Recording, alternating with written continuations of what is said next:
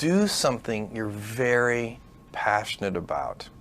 And don't try to chase what is kind of the hot passion of the day.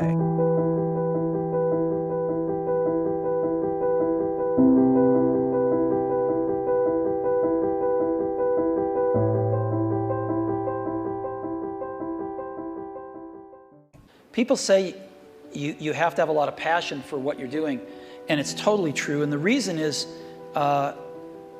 because it's so hard that if you don't, any rational person would give up. It's really hard, and you have to do it over a sustained period of time. So if you don't love it, if you're not having fun doing it, and you don't really love it, you're going to give up. So just go and do it, try, learn from it. You'll fail at some things. That's a learning experience that you need so that you can take that on to the next experience. And don't let people who you may respect and who you believe know what they're talking about, don't let them tell you it can't be done. Because often they will tell you it can't be done, and it's just because they don't have the courage to try it. I think people that look for great ideas to make money aren't nearly as successful as those who say, okay, what do I really love to do? What am I excited about? What do I know something about? What's kind of interesting and compelling? It's very rewarding when you work on something you think is going to make a big difference. And yeah, it's a little bit harder, but I think the passion that one might bring with it brings so much more energy to that you're more likely to succeed. You have to have an emotional investment in what you're doing. If you don't love what you're doing, failure is pretty much guaranteed. Success is not guaranteed by any means, but failure is much more likely if you don't love what you're doing. If you know exactly what you want to be, you need to spend as much time with people that are actually that already. One of the things that I do is I question a lot of things. And you can do that in a good way and in a bad way, but hopefully if you try to get people to motivate why they're doing something and their way of thinking, the worst thing you can end up with is a situation where you get told, well, this is the way it's always been. That's the worst ever. That's a non-answer. Instead, ask yourself, given everything we have today, is there a way we can make this better? And so when we're coming up with ideas, we always ask ourselves, what kind of new market is this creating? And then also, what part of my day and what problem is it solving? And so I've gone as far as taking an entire catalog of my day from the moment I open my eyes and writing down every single thing I do. And then asking myself, is there something here? If you're not coming up with 10 ideas a day, that's why I have this thing. If I'm not filling up this page every single day, then my idea muscle will atrophy. And I started this in 2001, and I still do it every single day. You have to come up with ideas every single day, or the idea muscle atrophies. The good news is, after about 6 months of doing that, you're like a machine. People get surprised at how many ideas you could just have anywhere. But understand that naturally nobody is interested in your idea. The world could care less, and you have to persuade them, and you have to show that you're the one person out there that can do it. When it comes to changing the world, what I learned from Steve Jobs is, if you believe in a Macintosh, if you believe in iPhone, iPod, iPad, if you believe enough, then you will see it. Because other people will believe in it. Other people will create software. Other people will create products. So you need to foster the belief in what you are dreaming so that it becomes a reality, which is very different than saying, I don't expect anybody to believe it until I see it. You need people to believe it before they can see it. Don't necessarily think that you have to have the home run and the huge Apple computer on your first start. I spent a long time in my life with skills just building little devices for fun. For fun is one of the key things, because that drives you to think and think and think and make it better and better and better than you ever would if you're doing it for a company. Build things at first for yourself that you would want. For somebody aspiring to take things to the next level or to even surpass their wildest dreams, there's always going to have to be an element of luck, but I think more important is putting yourself in a business that can be ubiquitous, that really doesn't have limits. Because otherwise, there's always going to be a grind to it. But if the business, if it can't be something that you can visualize every business using or every consumer using, it's going to be tough to scale to be big enough or to have the perceived value. You want an idea about what you can say. I know it sounds like a bad idea, but here's specifically why it's actually a great one. You want to sound crazy, but you want to actually be right. Because when you're trying to differentiate, when you're trying to do something different, there's going to be that gut moment, that gut sense. Is this right? Is this not right? If you're not having doubt, you're not pushing the boundaries far enough. Don't think about how do I get big fast. That will happen if you actually build something super meaningful and super important. So don't think about, what is the quickest way to success? Think about what is the best way to building something important that the world really needs. This little idea explains why some organizations and some leaders are able to inspire where others aren't. Let me define the terms really quickly. Every single person, every single organization on the planet knows what they do 100%. Some know how they do it, whether you call it your differentiating value proposition or your proprietary process or your USP. But very, very few people or organizations know why they do what they do. And by why, I don't mean to make a profit. That's a result. It's always a result. By why, I mean what's your purpose? What's your cause? What's your belief? Why does your organization exist? So when we see a kid with a lemonade stand, it's different than when we see a vending machine selling lemonade, even if it's exactly the same product, because the story around it is what people are paying for. So when I meet small business people, all I ask them is not what's their balance sheet, but what's their story. Why should I pick you? Why do I care about what you're doing? And if you start giving me all this inside baseball statistics about why you're 2% better than some other competitor, I'm already glazed over, because that's not part of the way I see the world. That I have to want this to exist in the world. I have to not, so it's a similar rule, just say, if this was successful and I had nothing and I was not involved and I got no money off it or would I want it to do well? And that's a great check, I think, to know if you really feel good about the idea and can be passionate about it. One of the things I advise entrepreneurs to do is when you have an idea, a classic entrepreneurial impulse is to hold the idea close to you and not go tell people because, the idea is so special. Right. That's almost always a mistake. Go talk to Why is that a mistake? Yeah. It's a mistake because your actual real competitive advantage is not that you have this idea that you have locked away in your closet, which may or may not be accurate and you have no idea which it is. Your actual competitive advantage is if you're assembling the intelligence around, does this idea work? What is the right team? What is the right learnings? And we're essentially in motion. The hardest thing to do is start. You have all these ideas and everyone has an idea, but it's really about executing the idea and building the idea and attracting other people to help you work on the idea. That is the biggest challenge. But the way to begin is to get the idea out of your head, draw it out, talk about it, program it if you're a programmer, or make it if you're building something. Like, you don't have to be the best, but you have to be dangerous, right? You have to learn just enough to be dangerous to build an idea, concept it, and show it to the world.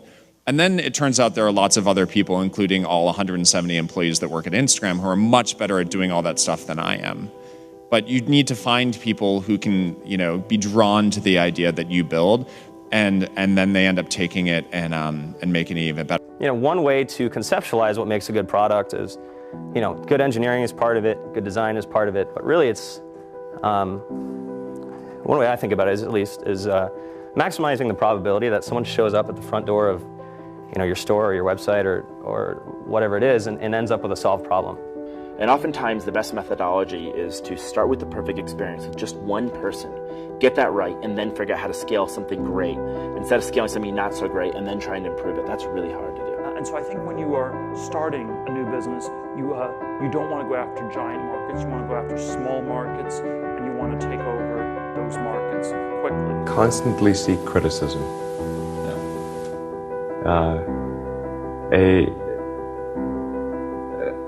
A well thought out critique of whatever you're doing is as valuable as gold. And you should seek that from everyone you can, but particularly your friends. If you're not utilizing an online community, then you're at a disadvantage to those who are. You can be asking online communities what they think about your ideas, or if they have any advice with what you're working on. Not only will you hear from people who are passionate about the subject, but you'll be hearing from people all around the world, each with their own experiences and stories that can help you. And there are a lot of people from whom we can learn a lot. And I think, like, you know, the one piece of advice is, like, don't underestimate anyone you come across ever. Right. Like, whether they're, a blue collar worker waiting for the bus, or they're, helping you at they're the server or bartender at the restaurant, or they're a lower ranking employee. I mean, the smartest leaders I've ever seen have always gone around the room and asked for everybody's opinion. Most startups that fail do it ultimately because they did not make something that people wanted. They made something that, that they thought people would want, but they were either in denial about it, whether it was actually any good, or somebody else came along and made something that people wanted even more. The best piece of advice that we've figured out as we've been doing Courseware is not to let other people distract what you're doing. There's always haters that say, your idea is stupid, this idea is never going to work, don't even bother doing that because someone else is going to do it before you do. And if we listen to all that feedback that we were getting, all that negative feedback, we would never have built things, we would never have prototyped things. And that's how we really got to where we are. We saw things that we wanted to build, and we just went out and built them. And it turns out when you build stuff that you like to use, there's a good chance that there's thousands of other people that want to use it too. And so it's not just about doing focus groups, it's not just about double checking your vision. It really is about integrating this concept of testing our ideas rigorously throughout the product development process, throughout the marketing process, even as we scale up. But what you really need to do is think about what is the smallest possible test that I can run for this idea, for this concept, for this theory, get it out there and get customers using it. Because your customers are going to be the ones to tell you if it's really working or not. Like there's almost this expectation that you have to have in your mind, this sort of, I'm going to change the world, sort of make a dent in the universe kind of ambition, right? But it's actually okay early on to just kind of solve small problems in layers until you actually get to a point where you have the capacity to do that. What this all comes down to is doing something exceptional for your users, whether it's in community, whether it's in connection, or whether it's in design. This is our big advantage as a startup, is that we can actually get away with doing this. We can make this the core part of why we're doing business. I think you should be spending your money on teaching and sharing, and so that might mean hiring a writer or two, perhaps, instead of a marketing person. And start writing and start getting people to listen to what you're saying. And you can't talk about yourself all the time because no one's going to come back for that. But you have to talk about things that are relevant to your industry or ideas that you have, and start to build that audience up. I do think that one thing that's important is, especially if you're a founder or a technical founder, is to realize that you can't do everything, and even if you can, you shouldn't. You should find a great partner no matter what it is that you're doing, and you should look for someone who is very high intelligence, very high energy, and very high integrity. And you need all three of those. You can't compromise on any one of them. Otherwise, you'll end up with either someone who's not smart, which does you no good, or someone who's not hardworking, which also does you no good, or the worst case is you end up with a smart, hardworking crook who ends up working against your interests. And integrity is something that takes a lot of time spent with someone to figure out. The most important thing when you're working with people early is that you guys line up on what your goals are. That sounds really basic, but you can totally, it can be fine. You can want to build a small business that makes money and you don't have to go to an office every day. Or you can want to build a huge company. You can want to build Google. But I think you have to be really, really aligned on that. When a lot of corporations have, they might call them core values or guiding principles or so on, but the problem is usually they're very lofty sounding. They kind of read like a press release the marketing department put out. They sound just like their competitors, and maybe you learn about it on day one of your job, but then it becomes this meaningless plaque on the lobby wall. Well, we wanted to come up with committable core values, and by committable, meaning we're willing to hire or fire people based on those values, completely independent of their actual job performance. The definition of values is they're the behaviors or principles that you religiously adhere to within your company. And when I say religious, I mean that no amount of data will sway you from those principles. And the degree to which that you have the courage to maintain your conviction around those ideas is the degree to which you're going to be successful over the long term. A company is simply a group of people. And as a leader of people, you have to be a great listener, you have to be a great motivator, you have to be very good at praising and looking for the best in people. You know, people are no different from flowers. If you water flowers, they flourish. If you praise people, they flourish. And that's a critical attribute of a leader.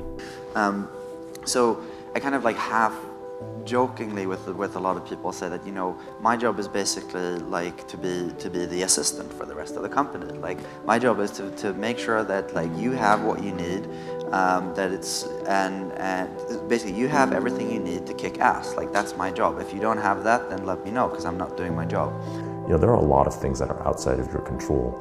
A lot of external circumstances will determine the success of your idea, whether, you know, the market timing's right for this new kind of service, or whether people, you know, whether a customer, like the economy's right for your kind of service, right? Whether you meet the right people who will finance your company. Many external circumstances are like outside of your control and like, but will affect the outcome. And, you know, you have to like be okay with that. Another quality that I think is important is kind of being flexible-minded or open-minded. I'm not saying you shouldn't have a vision for your idea or your product, but you need to be open to changes. So many things go wrong when you're starting a company, and often I think people ask, you know, what mistakes should you avoid making? And you know, my answer to that question is don't even bother trying to avoid mistakes, because you're going to make tons of mistakes, right? And the important thing is actually learning quickly from whatever mistakes you make and not giving up, right? And I mean, there are things every single year of Facebook's existence that could have killed us or made it so that it just seemed like moving forward and making a lot of progress just seemed intractable, but you just kind of bounce back and you learn, and nothing is impossible. You just have to kind of keep running through the walls. The two things we really zero in on people are, you know, two things. They sound simple, they end up being very difficult. Courage and genius. Courage is the one we talk about a lot because it's the one that people can learn. You know, courage, which is to say not giving up in the face of adversity. You know, just being absolutely determined to succeed, you know, is something that you can like force yourself to do. It can be very painful. You can force yourself to do it. The genius part is a little bit hard to force yourself to do. You know, courage without genius might not get you where you need to go, but genius without courage almost certainly won't. And I think the reality is just, you know, not quite so glamorous. There's sort of there's an ugly side to being an entrepreneur, and also just more importantly, what you're actually spending your time on is just a lot of hard work. Sam mentioned this, but you're basically just sitting at your desk, heads down, focused, answering customer support emails, doing sales, figuring out hard engineering problems. So it's really important that you kind of like go in with eyes wide open. Optimism has a place, but I think even more so for the first-time entrepreneur, you need to be pragmatically pessimistic. What I mean by that is, you need to define all of the worst-case scenarios in terms of financial loss, time loss, etc. Look at what you will learn if that happens, and accept and come to terms with that before you ever start. If you don't do that, and you go straight into battling the world, trying to conquer the world with rose-colored glasses on, the first time you hit a major hiccup, you're going to become really demoralized and you will quit. If you don't love it, you won't make it through the long period of pain that is inevitable. So make sure that you take care of yourself during the process. Make sure that you take care of your mental health, your physical health while you're doing it, because it's a long road.